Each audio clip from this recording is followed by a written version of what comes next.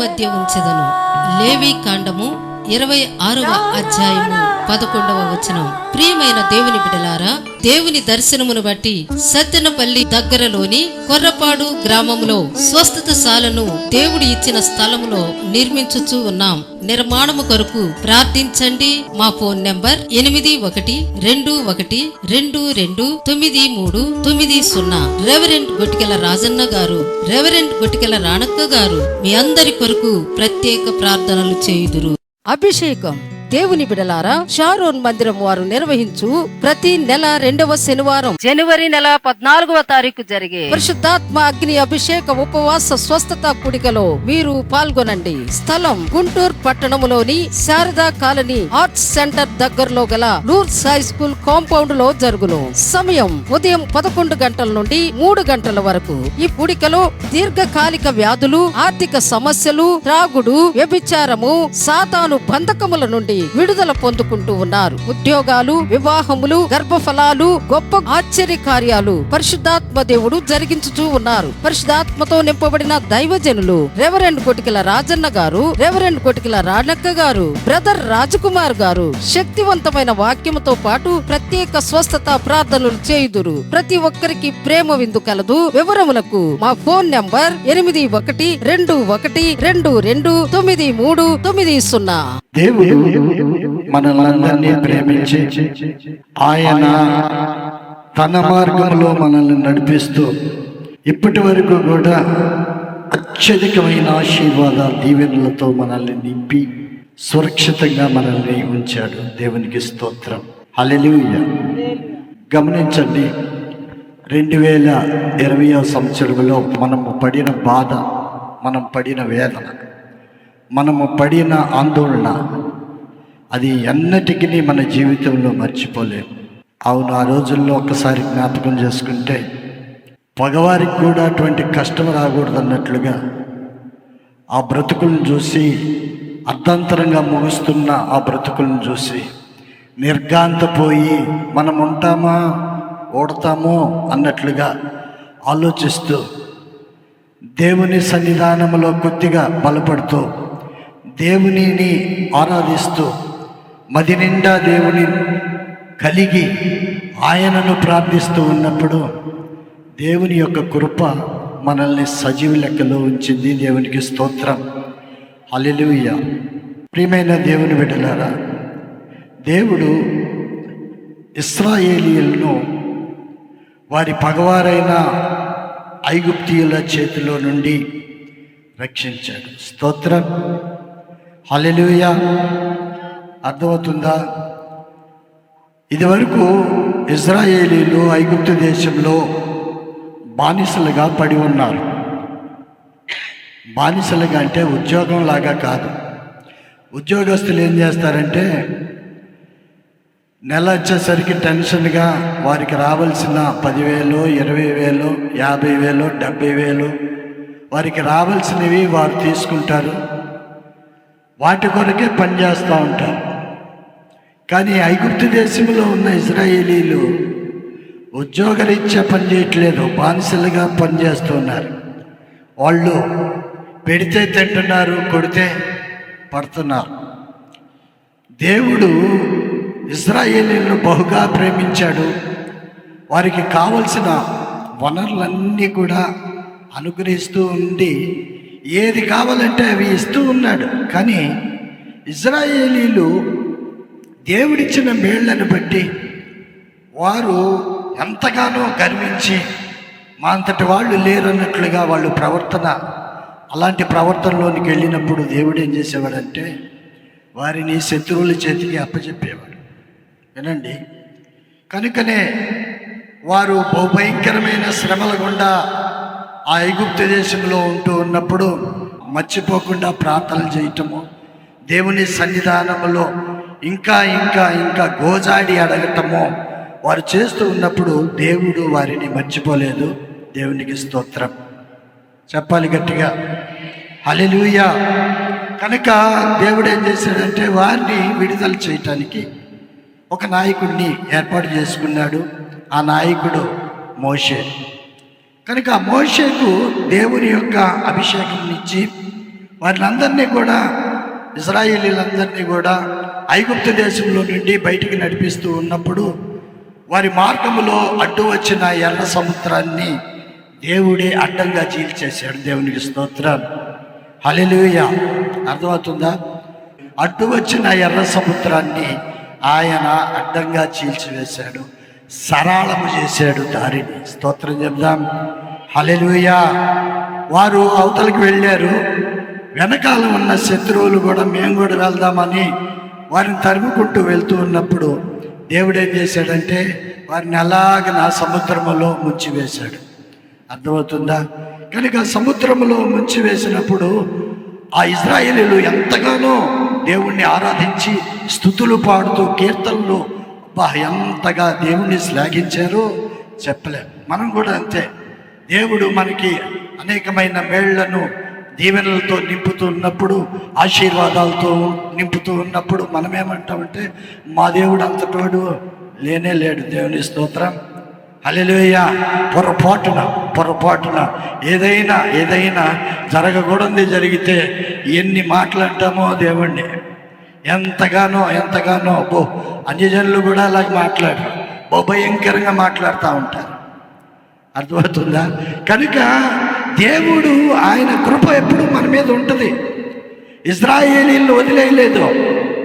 వారు దేవుడిని విడిచిపెట్టినా కూడా దేవుడు వారిని విడిచిపెట్టలేదు, మర్చిపోలేదు. దేవుని స్తోత్రం, హల్లెలూయా. తర్వాత వారు స్తుతించిన కీర్తనలో 106వ కీర్తన చూద్దాం. 10, 11, 12 వాక్యాలు మనం చదివితే కీర్తనల గ్రంథం 106వ కీర్తన. వారి పగవారి చేతిలో నుండి వారిని రక్షించెను. దేవుని స్తోత్రం చెప్పాలి, హల్లెలూయా. ఎవరి దగ్గర నుంచి రక్షించాడంట? వారి పగవారి చేతిలో నుండి వారిని రక్షించెను, శత్రువుల చేతిలో నుండి వారిని విమోచించెను. చక్కటి మాటలు కదండి ఇవి. వారి పగవారి చేతిలో నుండి వారిని రక్షించెను, శత్రువుల చేతిలో నుండి వారిని విమోచించెను.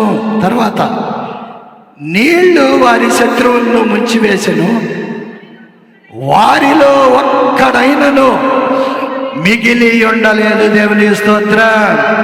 అంటే శత్రు శేషము లేకుండా ఆయన ఏం చేశాడు? సంహరించాడు. ఒక్కరిని కూడా మిగల్చలేదంట. ఇది ఎలా పాడుతున్నారు వీళ్ళు అంటే కీర్తనల్లో పాడుతున్నారు. దేవుణ్ణి స్తుతిస్తూ, ఆరాధిస్తూ, మహిమపరుస్తూ, వారు దేవుడు చేసిన ఆ యొక్క మేళ్లను తలంచుతూ పాడుతూ ఉన్నారు. కీర్తనల గ్రంథం అంతా కూడా పాటల పుస్తకమే అది. స్తోత్రం, హల్లెలూయా. వారికి కలిగిన అనుభవాలు గుండా ఆ పాటలు రచించి పాడుతూ ఉంటారు. అర్థమవుతుందా? అప్పుడు 12, అప్పుడు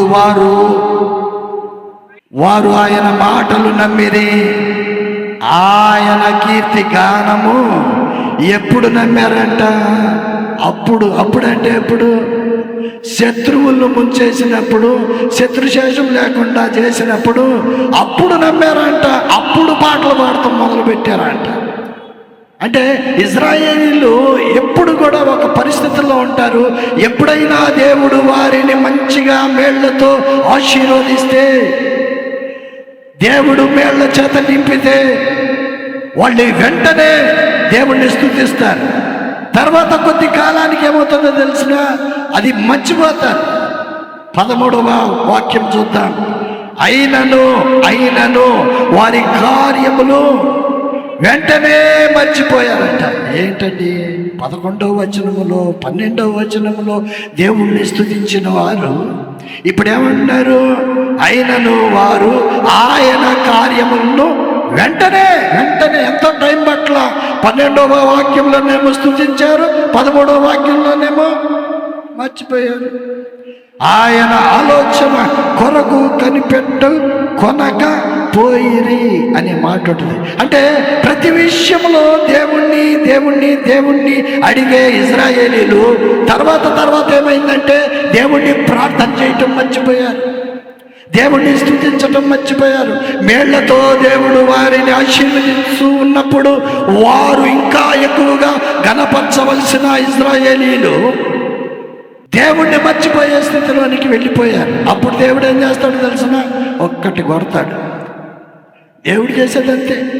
ఇదిగో ఇంత ఎత్తులో వారిని పెడితేనేమో దేవుణ్ణి ఈ ఎత్తులో స్తుతిస్తూ ఉంటారు. ఇంత మర్చిపోతారు, ఇంకా డౌన్ అయిపోతారు. మరచిపోవటం కాదు, దేవుడు చేసిన మేళ్లను, ఉపకారములను దేనిని మరవద్దు. దేవునికి స్తోత్రం, హల్లెలూయా. ఆయన చేసిన ఉపకారములలో దేనిని, నా ప్రాణమా యెహోవాను సన్నుతించు, నా అంతరంగంలో ఉన్న సమస్తమా ఆయన చేసిన ఉపకారములలో దేనిని మరవద్దు అని దేవుని వాక్యములో దావీదు చెబుతున్న మాటలు ఇవి. ఎప్పుడూ మర్చిపోకూడదు. మన జీవితాల్లో మనకు అనేకమైన సమస్యలు గుండా మనము ప్రయాణం చేస్తూ ఉన్నప్పుడు, ఆ సమస్యల్లో, ఆ బాధల్లో, ఇబ్బందుల్లో ఇక మన వల్ల కాదు అన్నప్పుడు దేవుడు ఆయన కృప చొప్పున ఆయన హస్తాన్ని అందించి మనల్ని లేవనెత్తి ఆయన మనకు ఆరోగ్యమునిచ్చి ఆశీర్వాదం ఇచ్చి ఈ స్థితిలో నిలబెట్టి ఆయనను స్తుతించవలసిందిగా ఆయన కోరుతూ ఉన్నప్పుడు, ఆయనను మర్చిపోయి ఇష్టానుసారంగా జీవిస్తున్నప్పుడు దేవుడు ఆయన బాధపడతాడు. ప్రియులారా, ఆలోచించేయండి. ఇది వరకు మన స్థితిని తెలుసు, మన స్థితిగతులు తెలుసు, మన పాత జీవితము మనకు తెలుసు. అప్పుడు మనం ఏ స్థితిలో ఉన్నామో తెలుసు. దేవుణ్ణి కలిగి ఆయన మార్గంలో నడుస్తూ ఉన్నప్పుడు దేవుడు ఎంతగా ఆశీర్వదించాడో అది కూడా మనకి తెలుసు. స్తోత్రం చెప్తాం గట్టిగా, హల్లెలూయా. దేవుణ్ణి మర్చిపోయినప్పుడు దేవుడు ఏం చేస్తాడంటే ఒక్కటేస్తాడు. ఎందుకంటే ఆయనకు కోపం కాదు, కోపం లేదు, మన మీద ప్రేమే ఉంది. మన బిడ్డలు మన మీద అలిగి అటు ఇటు పోతా మన మాట వినకపోతే మనం ఏం చేస్తాము? చిన్నపిల్లలు అయితే ఒక దెబ్బ వేస్తాము, పెద్దోళ్ళు అయితే ఒక మాట అరుస్తాం. ఎరా ఇష్టానుసారంగా పోతున్నాం అగా అంటాం. పిల్లలైతే అని లాగుతాం, కొడతాం. ఎందుకు? వాళ్ళంటే కోపం అని కాదు, వారు త్రోవ తప్పి తిరుగుతున్నప్పుడు వారిని త్రోవలో పెట్టడానికి ఏం చేస్తాడంటే మనము గద్దిస్తున్నట్టుగానే ఆయన గద్దిస్తాడు, శిక్షిస్తాడు. ఒక్కొక్కసారి అవసరమైతే ఇశ్రాయేలీయులను కూడా అప్పుడప్పుడు దేవుడు ఏం చేసేవాడంటే గద్దించేవాడు, శిక్షించేవాడు. వినండి, అంటే ఇశ్రాయేలీయులు వారి జీవితాల్లో దేవుడు చేసిన మేళ్లను సదా తలంచవలసిన వారు, ఎప్పుడూ వారి నిరంతరము వారి హృదయంలో ఉంచుకోవలసిన వారు, కృతజ్ఞత లేని వారి వలె వారి జీవితాల్లో దేవుడి నుండి పక్కకి వెళ్తూ ఉన్నప్పుడు దేవుడు చాలా చాలా చాలా చాలా బాధపడుతూ ఉంటాడు. రోమీయులకు రాసిన పత్రిక 1:22 ఒక మాట వ్రాయబడి ఉంటుంది. వారి అవివేక హృదయము అంధకారం ఆయను తాము జ్ఞానులమని చెప్పుకుంటూ బుద్ధిహీనులు అయ్యరే. రోమీయులకు రాసిన ఆ మాటల్లో కృతజ్ఞత లేని వారి హృదయాలు అంధకారమేనంట. అంటే చీకటితో నిండింది అని అర్థం. చీకటి జీవితాలతో ఉండాల్సిన పని లేకుండా వెలుగును మనకి దేవుడు ప్రకాశంగా ఇచ్చాడు. దేవునికి స్తోత్రం. అంటే మనము ఇదివరకు చీకటి జీవితమే, ఆ చీకటి జీవితాన్ని తీసివేసి వెలుగునిచ్చాడు కదా. వెలుగునిచ్చినప్పుడు వెలుగు సంబంధాల వలె మనం ఉండాలి కదా, అజ్ఞానుల వలె అంధకార సంబంధులుగా మనం ఉండకూడదు కదా, దేవుణ్ణి విడిచిపెట్టి ఉండకూడదు కదా, కృతజ్ఞత లేని వారిగా మనం ఉండకూడదు కదా, ప్రతి విషయంలో దేవుణ్ణి కృతజ్ఞతాస్తుతులు చెల్లిస్తూ ఉండాలి కదా. ఉండాలా వద్దా? ఈ రోజున కృతజ్ఞత ప్రార్థన ఇది. ఈ రోజున కృతజ్ఞత ప్రార్థన కూడిక, థ్యాంక్స్ గివింగ్ ప్రేయర్ మీటింగ్. ఏంటంట? Thanks giving prayer meeting. అంటే ఎందుకు కృతజ్ఞత కలిగి ఉండాలంటే ఈ సంవత్సరము మొదలు నుండి సంవత్సర అంతము వరకు ఆయన కృప చొప్పున మనల్ని సదా ఆశీర్వదిస్తూ దీవిస్తూ మేళ్లతో నింపుతూ ఉన్నాడు గనుక మనము ఆయనకు కృతజ్ఞతలు చెల్లించవలసిన వారమై ఉన్నాము గనుక ఇంటి దగ్గర పడుకోకుండా మందిరానికి వచ్చి దేవుణ్ణి స్తుతిస్తూ దేవుణ్ణి మహిమపరుస్తూ ఉన్నాం. దేవునికి స్తోత్రం, హల్లెలూయా. అనేక మంది ఈ తరుణాన్ని ఉపయోగించుకోకుండా ఇంటి దగ్గరే ఉంటారు. కృతజ్ఞత లేనివారు అంటారు వారిని. ఏమంటారు? కృతజ్ఞత లేనివారు మందిరములో ప్రవేశింపరు. కృతజ్ఞత స్తుతులు చెల్లిస్తూ ఆయన మందిరములో ప్రవేశించండి కదా. ఉందా వాక్యం ఉందా? కృతజ్ఞత స్తుతులు. ఎందుకంటే ఆయనే లేకపోతే మన జీవితాలు ఉండనే ఉండవు. అర్థమవుతుందా? ఇందాక రాజా నీ సన్నిధిలోనే ఉంటానయ్యా, మనసారా ఆరాధిస్తూ బ్రతికేస్తానయ్యా, నేనుండాలేనయ్యా, నే బ్రతుకాలేనయ్యా, నీవే లేకుండా నేనుండాలేనయ్యా. స్తోత్రం, హల్లెలూయా. అంటే ఆయన లేకపోతే మనం లేవు అని అర్థం. నీ సన్నిధిలో నిరంతరము నేను ఉండాలి అనే ఆశ మనకుండాలి అనేది దేవుని యొక్క ఆశ. ఏమిటంట? ఆయన సన్నిధిలో మనం ఉండాలనే ఆశ దేవునికి కలిగిన ఆశ అంట. అంటే దేవుణ్ణి నిత్యము స్తుతించే బిడ్డలుగా మనం ఉండాలి. రేపటి రోజున ఒక 60-70 సంవత్సరాల తర్వాత మన జీవితాలు ముగించిన తర్వాత, ఈ లోకమును విడిచిన తర్వాత, ఈ దేహాన్ని విడిచిన తర్వాత మన ఆత్మ ఆయన సన్నిధానంలోనికి వెళ్ళి నిరంతరము చేసే పని ఏమిటో తెలిసిన? దేవుణ్ణి స్తుతించటమే, దేవుణ్ణి గణపరచటమే, దేవుణ్ణి మహిమపరచడానికి వేరే పనులు లేవు. వండుకోటాలు లేవు, తింటాలు లేవు, ఏమి లేవు. అక్కడ ఏమి ఉండదు. మీరు అనుకుంటున్నారేమో 7 ఏళ్ళు పరిశుద్ధులకు విందవుతుంది, ఎంత తిందామన్నట్టుగా. 7 ఏళ్ళు లోకం మీదకి శ్రమ రాబోతు, మనమేమో తింటా ఉంటాం, ఇక్కడేమో శ్రమ వస్తుంది. అది అట్లా ఉండదు. భోజనాలు ఉండవు అక్కడ. భోజనం చేసావా వచ్చావు అని కూడా అందునాలక్క అని అవి లేవు, అవి ఉండవు. భోజనాలు గిజనాలు ఏముండవు.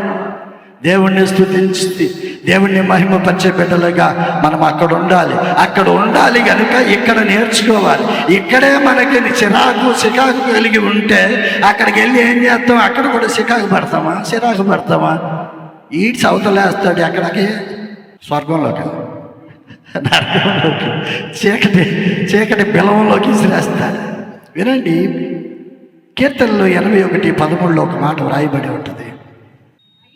అయ్యో నా ప్రజలు నా మాట వినిన ఎడల, ఇశ్రాయేలు నా మార్గమును అనుసరించిన ఎడల ఎంత మేలు అంటున్నాడు దేవుడు. ఎవరు? దేవుడే అంటున్నాడు. ఆయన అంటున్నాడు, అయ్యో నా ప్రజలు నా మార్గమును విడిచిపెట్టకుండా నా మార్గములో ఉంటే మేలు, నా మాట ఇంటే మేలు. మీకు నేను చెప్పే ప్రతి మాట మీరు విన్నప్పుడు, దాని ప్రకారంగా మీరు ఆ మార్గంలో నడిచినప్పుడు మీకు మేలు.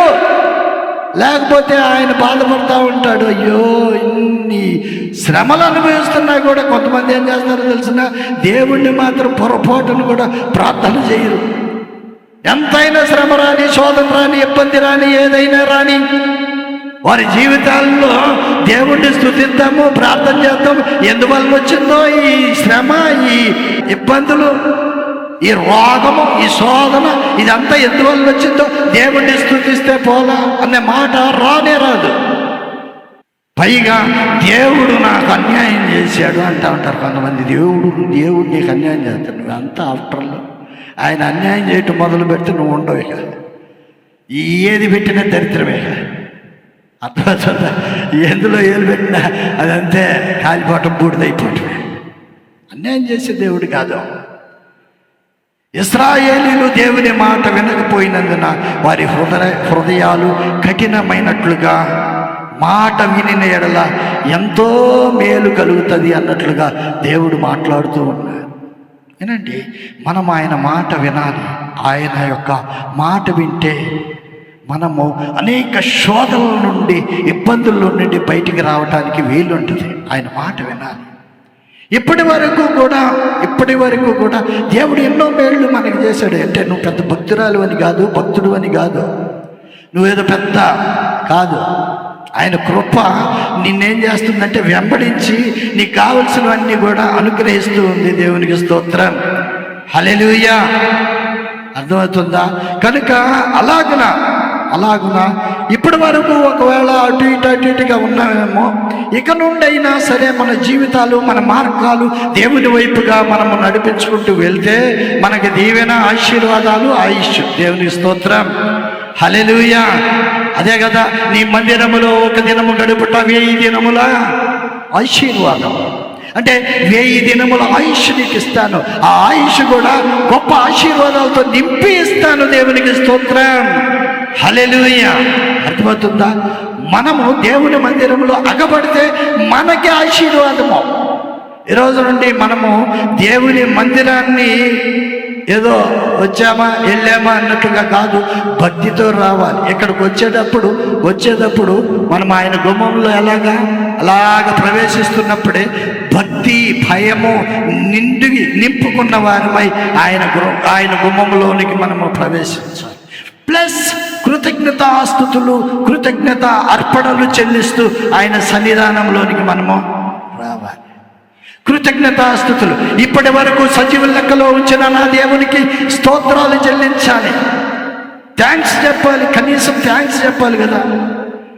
దేవుడు మనకి ఆయుష్నిచ్చినప్పుడు థ్యాంక్స్ చెప్పాలి కదా. ఎవరైనా ఒక పెన్ను గిఫ్ట్గా ఇస్తే ఏం చెప్తాం మనము? పెన్నుకి ఏం చెప్తాం?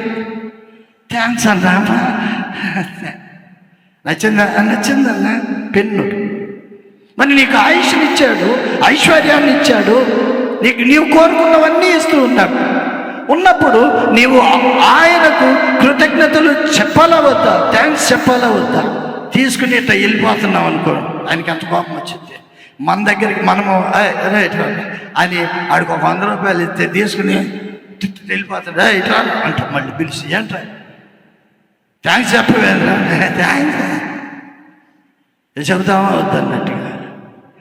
ఆడికంటే తెలీదు, మనకెందుకు తెలీదు? దేవుడు జ్ఞానం ఇచ్చాడు కదా. ఈ సంవత్సరం అంతా చూడండి, బాగా ఆలోచన చేయండి. మనకు ఎన్నో శోధనలు వచ్చినాయి ఈ సంవత్సరం మొదటి నుంచి ఇప్పటి వరకు కూడా. ఈ సాయంత్రం, ఈ రాత్రి కాలం వరకు ఎన్నో శ్రమల గుండా మనము ప్రయాణం చేశాం. అదే కదా, నేను వెళ్ళే మార్గము నా యేసుకే తెలియును, శోధించబడిన మీదట నేను సువర్ణమై మారెదను. హల్లెలూయా, హల్లెలూయా, హల్లెలూయా. ఆమేన్, ఆమేన్. అర్థమవుతుందా? దేవుని మందిరములకు వచ్చేటప్పుడు మనము కృతజ్ఞత ఆస్తుతులు చెల్లించి వారిగా రావాలి.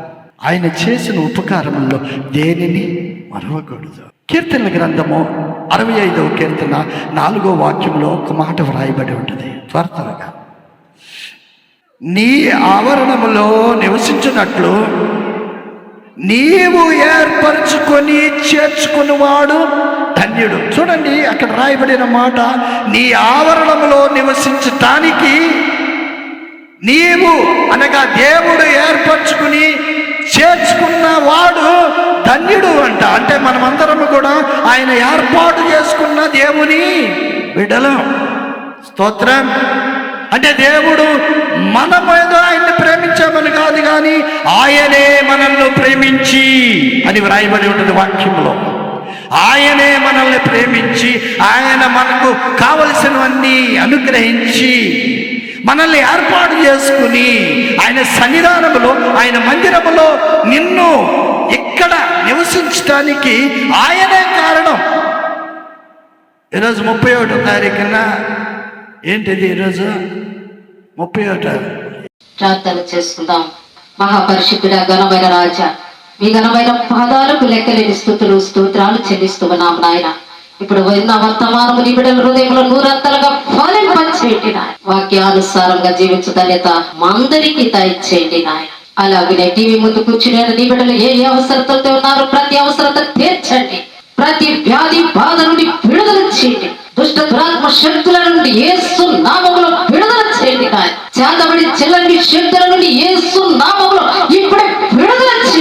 మూయబడిన గర్భము తెరవబడును గాకని ప్రార్థిస్తూ ఉన్నా.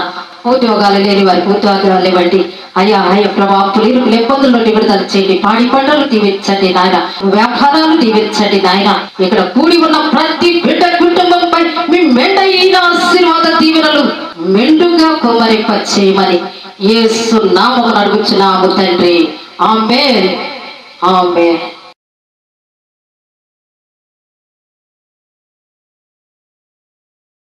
అభిషేకం. దేవుని బిడలారా, షారోన్ మందిరం వారు నిర్వహించు ప్రతి నెల 2వ శనివారం జనవరి నెల 14వ తారీఖు జరిగే పరిశుద్ధాత్మ అగ్ని అభిషేక ఉపవాస స్వస్థత కూడికలో మీరు పాల్గొనండి. స్థలం గుంటూరు పట్టణములోని శారదా కాలనీ ఆర్ట్స్ సెంటర్ దగ్గరలో గల లూర్స్ హై స్కూల్ కాంపౌండ్ లో జరుగును.